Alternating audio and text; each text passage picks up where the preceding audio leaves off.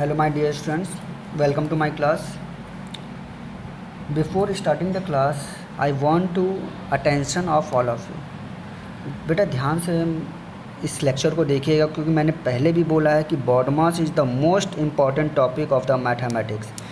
अगर आप BODMAS को अच्छे से नहीं समझेंगे तो आप आगे के क्वेश्चंस नहीं कर पाएंगे। बेटा it's not a big deal, ये बहुत बड़ा टॉपिक नहीं है, इट्स टू ईजी, आप इसको ईजिली कर सकते हैं। बट फर्स्टली हमें ध्यान से देखना होगा, स्टेप बाय स्टेप हम इसको करेंगे कैसे।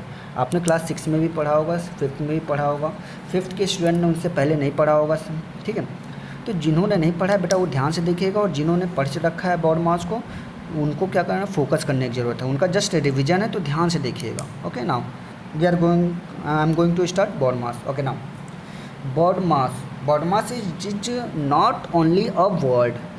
इसकी एक एक लेटर जो है, इसकी एक एक जो लेटर हैं इनकी अलग अलग मीनिंग्स है। B stand for meaning, O stand for meaning, D M A S, इन सब सारे लेटर्स की अपनी अलग अलग मीनिंग्स है बेटा। B stand for bracket, O का मतलब होता है मल्टीप्लिकेशन, O का मतलब होता है ऑफ, D का division, M multiplication, A addition and S subtraction. तो बेटा ये BODMAS अगर कहीं पे अगर आप जब भी देखोगे BODMAS को लिखे हुए तो इसी सीक्वेंस में देखोगे कि पहले B लिखा रहता है, फिर O, फिर D, फिर M, A, फिर S।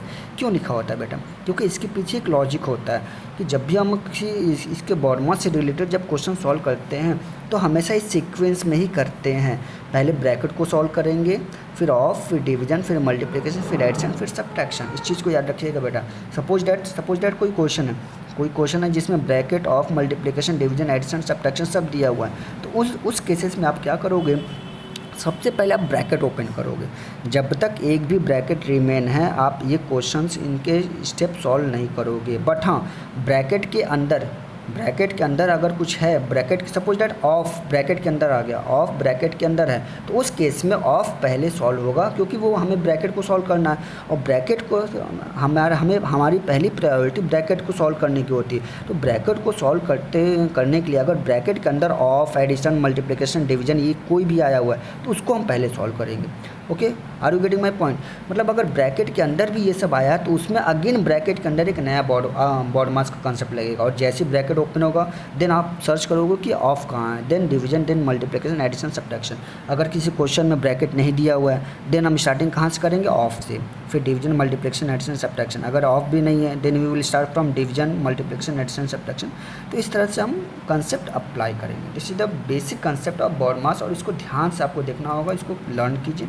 ओके नाउ अब आता है बेटा टाइप्स ऑफ ब्रैकेट। तो टाइप्स ऑफ ब्रैकेट भी आपके होते हैं। आपने नॉर्मली देखा होगा ब्रैकेट, बेसिकली बार ब्रैकेट को शायद बहुत कम लोगों ने देखा हो। तो ध्यान से देखिए, पहला होता है आपका बार ब्रैकेट और line bracket. This is the symbol of bar bracket. ये आपका एग्जांपल दिया। बार ब्रैकेट याद रखिएगा हमेशा बेटा नंबर्स के ऊपर आता है। Bar bracket always apply on the top of the number. Okay now second है आपका स्मॉल ब्रैकेट और सिंपल ब्रैकेट। ये ब्रैकेट आपने सबने देखा होगा, this is the symbol of bracket. Third is the curly bracket और मिडिल ब्रैकेट। ये this is the symbol of curly bracket. Example, curly bracket के अंदर नंबर्स को ऐसे लिख सकते हैं आप।